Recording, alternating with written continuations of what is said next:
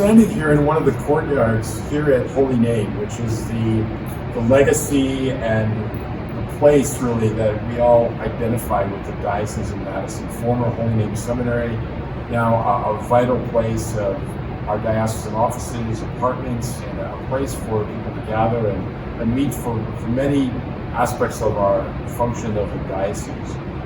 I'm always reminded as I look at this cloister walk with these arches of monasteries. So every ancient monastery had a cloister walk, usually with a fountain in the middle. And there was a place for processions.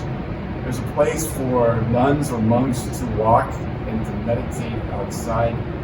And it served as the center place of the monastery.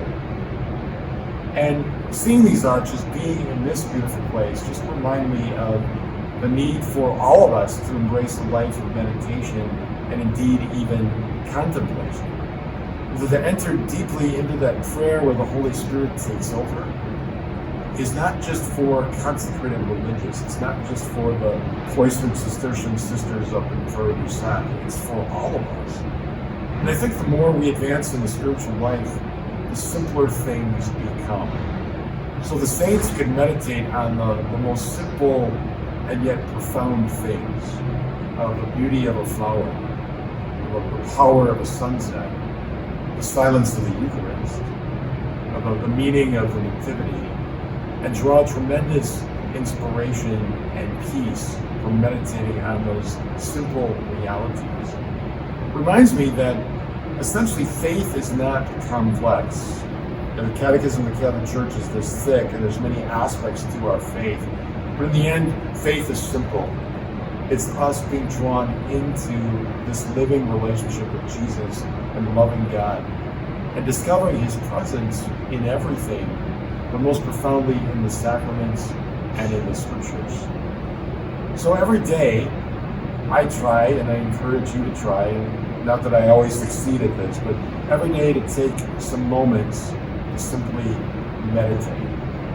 To do nothing productive in the eyes of the world, but to spend some time in silence and peace, and just to be with the Lord.